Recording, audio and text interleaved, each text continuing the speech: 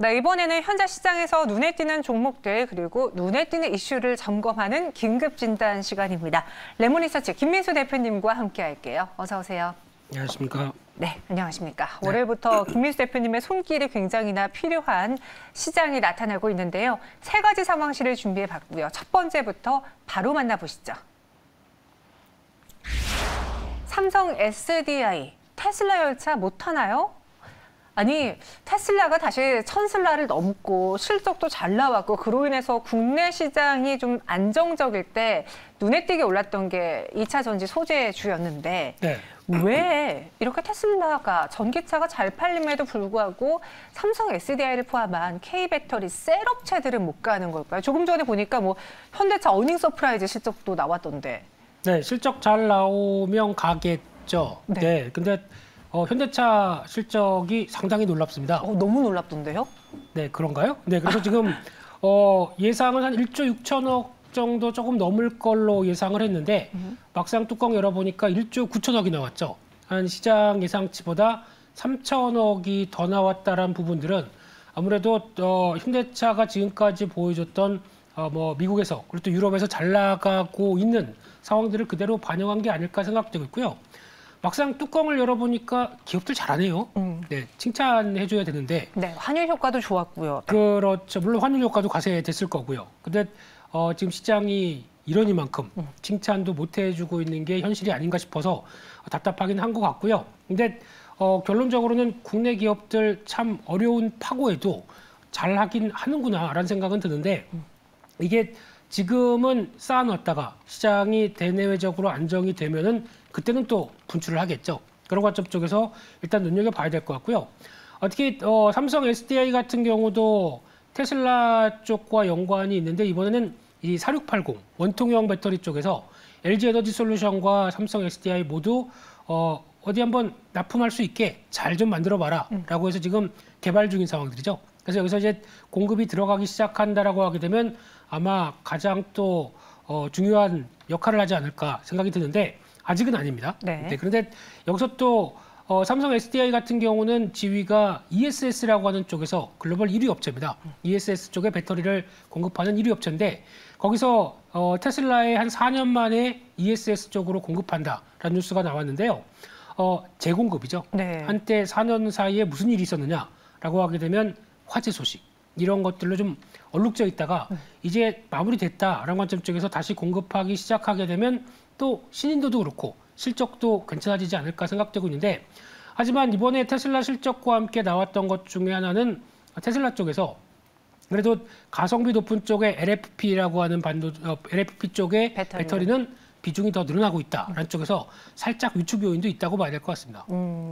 그 화재 사고 같은 걸로 또 셀 업체들이 한동안 주가가 하락하기도 했었는데 이게 다 해소가 되고 있는 시점에서 이번에는 LFP 배터리에 대한 수요가 늘어나고 있습니다.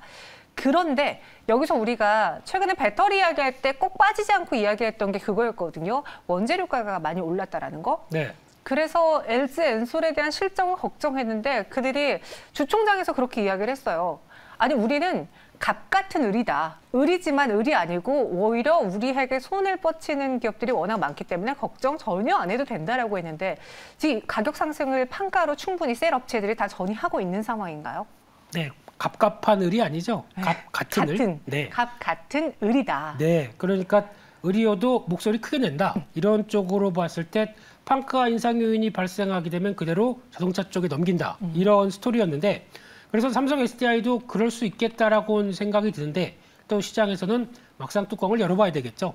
그래서 지금 1분기 영업이익이 한 2,800억대 정도로 바라보고 있는데 작년 동기 대비 작년 동기가 워낙 못했기 때문에 한 116% 이상 증가할 걸로 보여지지만 좀 더 나올 것 같습니다. 지금 분위기로 봐서는 괜찮을 걸로 보여지고 있는데 그렇게 되면은 또 안에 구성하고 있는 대표적으로 뭐 소형 전지 같은 경우는 그래도 잘 나갔을 것이다. 뭐 공구용이라든가 또 모바일용 또 삼성전자 쪽에 스마트폰 출하량과 또 연동돼 있기 때문에 네. 괜찮을 걸로 보는데 이제 막상 또 얘기하는 대형 쪽에서 뭐 ESS 쪽이라든가 또 지금 이어지고 있는 중대형 전지 쪽에서 충분한 판가를 전이를 했었을 가능성이 있겠느냐 이 부분을 좀 따져봐야 되겠죠.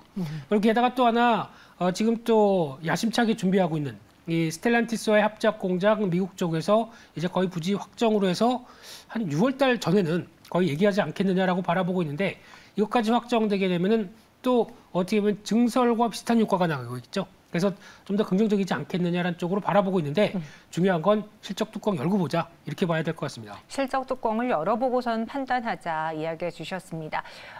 첫 번째 상황실에서 마지막으로 드릴 질문이 좀 많거든요. 일단 K배터리 셀 업체들이 다시 전성기를 볼 수 있을까 이 점도 궁금하고요. 더불어서 은님이 이렇게 글을 올려주셨어요. 민수 대표님, 2차 전지 오늘 엄청 빠지는데 저점 매수 기회일까요? 라고도 질문을 주셨고요. 네. 그리고 오늘 현대차가 어닝 서프라이즈 발표하자마자 네. 질문이 좀 많죠. 네, 괜찮습니다. 계속하십시오. 네, 하자마자 네. 오늘 장중에 상승 전환이 되었어요. 근데 네. 여전히 주가는 연봉으로 봤을 때, 그러니까 1년 중으로 봤을 땐 낮은 수준이니 네. 이 현대차도 지금 매수해도 괜찮을지 이 세 가지 상황 질문을 한 번에 다 털어볼게요. 네, 어떻게 하란 건지 잘 모르겠지만 네. 일단 중요한 것부터 셀업체들의 전성기는 다시 놓을 수 있습니다. 근데 지금 워낙 판가가 올라오다 보니까 그에 따라서 P가 올라오고 이 Q도 올라오는 이런 여러 가지 구간까지 생각했을 때는 Q의 확장세와 함께 나오는 즉 Q가 확장하려면은 전기차가 잘 나와야 되겠죠. 전기차 출하량이 계속 나오는지 여부들 체크해야 되는데 아직 이게 확인이 덜 된 단계입니다. 그래서 이것만 확인되게 되면 한 번 더 레벨업은 시도하지 않나라는 쪽인데 시간은 좀 필요할 것 같고요. 그런 쪽에서 현대차 얘기인가요? 네, 현대차 쪽 같은 경우는 지금 선방은 했지만 그렇다고 이게 계속될 것이냐라는 쪽에서 봤을 때 아직까지는 지금 이제 글로벌 자동차 업체와의 같은 영향력과 함께 보게 됐을 때는 좀 개선 요인들은 얘기는 했었습니다. 네. 그래서 이 부분이 확정돼서 좀 더 연장되기 위해서는 시간이 좀 필요하겠죠. 그래서 저라면은 현대차가 물론 좋은 건 알겠는데 현대차가 살아나는 모습 보고 전장 부품 쪽 투자할 것 같습니다. 이상입니다. 네, 현대차의 실적이 잘 네. 나왔지만 지금 당장 이 종목을 사기보다는 전장 부품 쪽의 수혜를 먼저 노려보고 매수하겠다. 그리고 삼성 SDI의 경우에는 실적 확인이 필요하고 2차 전지 셀업체들의 전성기는 다시 올 것이다 이야기했습니다. 소재 이야기 살짝 빼먹으셨는데 그럼 소재 오늘 저점 매수 기회입니까? 아닙니다. 오늘은 시장 리스크와 함께 또 많이 오른 종목에 대한 차익 실현이기 때문에 자리가 살짝 좀 부담스럽기 때문에 좀 기다리셔야 될 것 같습니다. 알겠습니다. 한 번에 많은 질문을 드렸는데요. 세 가지 다 답변 드렸습니다. 참고해 보시고요. 두 번째 상황실로 넘어가 보죠. 내려가는 하방 지지선 네이버입니다. 1분기 예상 속에 어닝 쇼크를 기록했는데 무엇이 부진했는지 이게 근데 예상을 아예 못했던 내용은 아니고 부진할 것이라는 건 이미 알고 있었잖아요. 네. 어떻게 나왔습니까?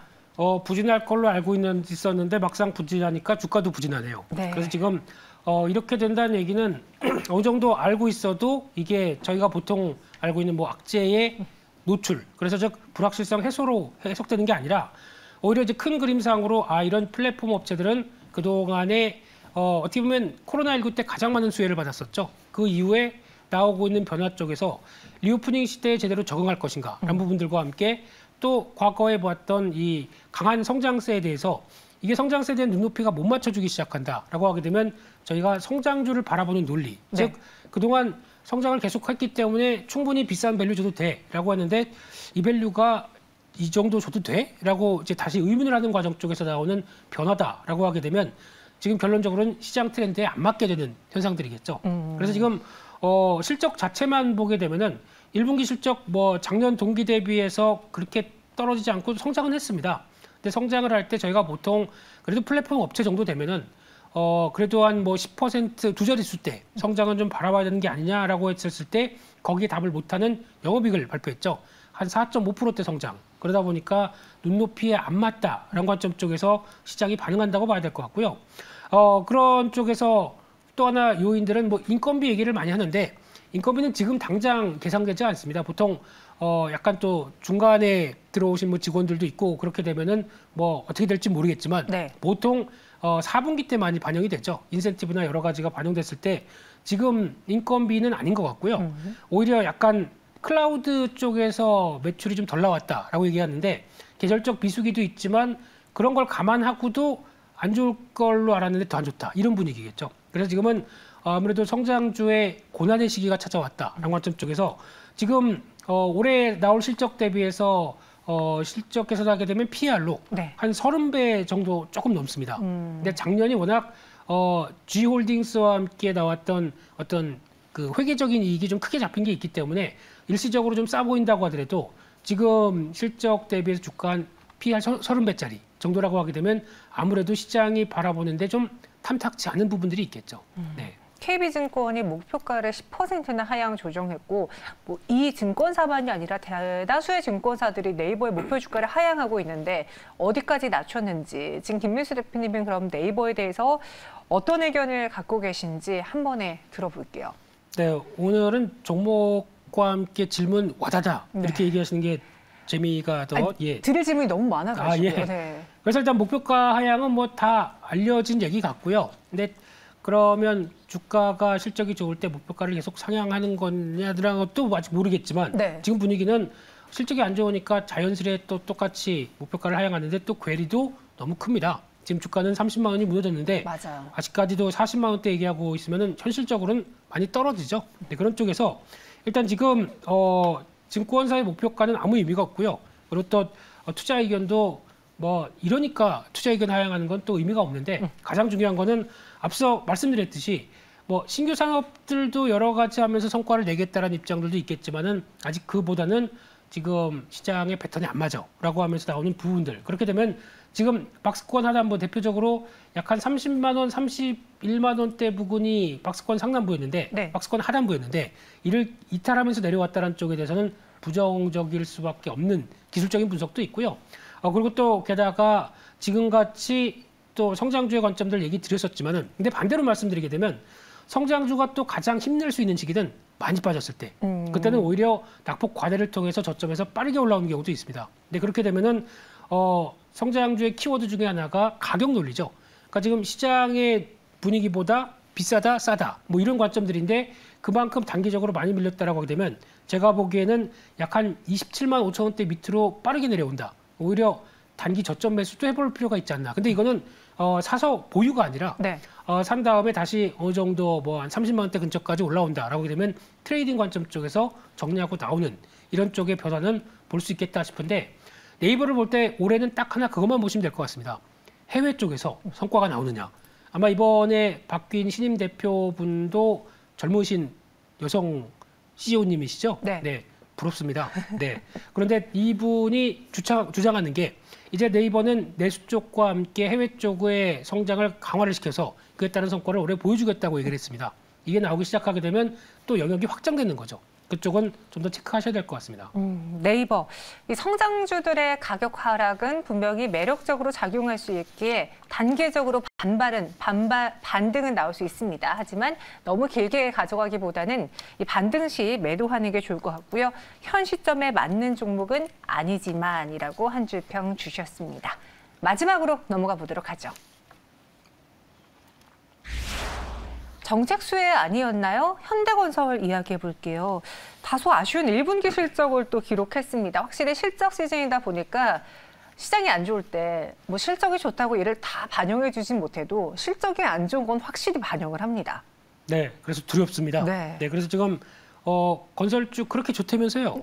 네, 근데 왜 이렇게 안 가죠? 그러니까요. 그래서 궁금해서 꼽아봤어요. 네, 제가 대답해야 되죠. 네. 네, 그래서 현대건설 실적 발표와 함께 일단 매출이 작년 동기 대비해서 지금 0.1% 줄었으면 뭐 거의 비슷하다고 봐야 되겠죠. 네. 근데 매출은 가만히 있는데 영업이익은 한 14% 줄었다. 그래서 한 1,700억대 정도로 낮춰졌다라고 하게 되면 일단 어떤 변화보다 수익성이 안 좋았다는 얘기죠. 그 말씀하셨듯이 원재재 가격들 쭉 올라오는 거에 대해서 어느 정도 판가를 또 그대로 받아서 소비자한테 전가를 해야 되는데 이게 제대로 되지 않았다는 부분들이 확인이 됐다고 봐야 될 것 같고요. 그런 쪽에서 또 보니까 매출이 좀 늘어날 수도 있었는데 매출 쪽에서 대형 공사 관련된 쪽에서 정산을 아직 못 받았다. 이런 대형사도 정산을 못 받네요. 네, 그런데 거기다 현대 엔지니어링이 실적이 좀 위축됐다. 이런 부분들도 나오고 있는데 하지만 그나마 고무적인 거는 해외 매출 쪽에서 어느 정도 살아나고 있다라고 보여지고 있는데 매출은 그대로입니다. 그러면 해외 쪽이 살아나고 있는데 국내가 부진했다는 얘기겠죠. 그럼 국내는 왜 부진했을까라고 하게 되면 정책적인 기대감은 저희가 지금 큽니다. 근데 그거에만큼 못 따라하고 있다고 봐야 되겠죠. 네. 기대감이 너무 먼저 반영된 것 아닐까라는 생각도 드는데 하반기로 갈수록 그래도 현대건설의 모멘텀은 살아날 것이다라는 증권사 리포트가 있었습니다. 또 여기에 이제 정부 정책에 단순히 기대어서 움직였던 주가가 하나씩 공약이 이제는 하나씩 정책으로 나오게 되면은 실체를 갖고 올라가지도 않을까 이런 생각이 드는데요. 하반기가 그럼 더 좋아지는 겁니까? 그게 확인을 해야 되겠죠. 그냥 지금 단순하게 기대감 우아했다가 올라갔다가 그대로 다 내려오고 네. 또 이제 5월 취임식 이후에 또 정책적인 부분들이 확인되겠지 하고 또 올라갔다가 내려오면 안 되겠죠. 네. 그때 어떤 정책적인 가이드라인이나 앞으로 신정부는 주택 공급을 이렇게 하겠습니다라고 보여줘야 되겠죠. 그게 확인이 되기 전까지는 일단 좀 주가 탄력들은 좀 둔할 가능성이 있다고 봐야 될 것 같고요. 게다가 또 그나마 그래도 해외 쪽에서 좀 살아나는지 대표적으로 리오프닝이 된다라고 하게 되면 해외 쪽에서도 좀 인프라 투자라든가 좀 들썩거리기 시작하겠죠. 이게 변화가 나오기 시작하게 되면 좀 도움이 되지 않겠나. 그래서 지금은 국내는 또 모멘텀이 나오나 마나 때문에 좀 지쳐가다가 네. 오히려 해외 쪽의 변화가 나와서 의외의 탄력이 받을 수도 있겠다라는 쪽은 생각하는데 시간이 걸리겠죠. 시간이 좀 걸릴 것 같다. 네. 오인영 님이 이렇게 글 올려주셔서요. 둔촌 주공도 정산 못 받았잖아요. 요즘 뭐 원자재가가 올라가면서 많은 건설사들이 그 건설 현장이 지금 일시 스톱된 경우가 많다고 들었는데 네. 그래서 더 조심스럽게 봐야 되는 게 건설주인지 마지막으로 현대건설 투자의견 한 줄평 가격 전략 쭉 들어볼게요. 네, 정산 못 받은 것도 그렇고요. 네. 억울하겠죠. 네, 거기다가 또 공사가 일시 중단된 것도 몇몇 있다고 합니다. 그렇게 되면은 비용이 좀 더 늘어나죠. 중단되는 시간이 길어지면. 그렇죠. 거기다가 또 인건비 같은 경우 그대로 책정돼서 그대로 유지가 되는데, 네. 그러니까 판을 벌렸는데 정리가 안 되는 겁니다. 그러면 이게 유지비는 계속 나가고 있는 상황 쪽에서 어떻게 보면 비용만 나가는 꼴이죠. 근데 거기다 원자재가 뭐 철근이나 시멘트나 이런 것들이 적기적소에 딱딱 들어와야 되는데 이것도 아직 안 되고 있다고 하게 되면 약간 이것도 공급 쇼티지죠. 건설 쪽도 그런 쪽이 나오고 있는 상황 쪽에서 일단 기대감만으로 바라보기에는 조금 확인 필요하겠다라는 쪽으로 바라보고 있고요. 지금 주가는 어느 정도 고점에서 줄줄줄 흐르면서 네. 변화 가능성을 타진하고 있지만 또 시장 상황이 지금 또 뭐 이렇게 되게 좀 선순환되면서 올라가는 분위기가 아니기 때문에 어떤 지금 거래는 좀 정체된 채 또 아직 바닥 확인이 바로 지금이다라고 보기는 좀 힘들 것 같고요. 네. 그런 쪽에서 반등을 한다고 하더라도 숙제가 한 44,500원이죠. 저항권이 있는 중기 저항 자리에서 이를 안착해서 돌파할 수 있는지도 확인을 해야 되기 때문에 일단 지금은 혹시나 이런 정부 정책적인 모멘텀이나 뭐 해외 매출이나 뭐 수주건 뭐건 간에 변화를 이끌어내는지는 확인해야 될 텐데 그중에 중기 저항을 강하게 돌파하는지 그럴 만한 거래가 나오는지 이걸 체크해야 될 것 같기 때문에 좀 어렵네요. 네. 네. 주가가 밀렸다고 지금 단순 기대감을 가지고 정책 수혜주야 그리고 하반기 나아진대 이것만 갖고 들어가기에는 워낙 시장이 불안하다 보니 확인이 필요하다라고 또 한 번 이야기해 주셨습니다. 1차 목표 주가로는 44,500원 제시해 드렸고요. 오늘 세 가지 상황실에서 제가 질문 폭격을 드렸는데 다 답변해 주셔서 너무나 감사합니다. 이제 보내드릴게요. 감사합니다. 네, 예. 고맙습니다. 네.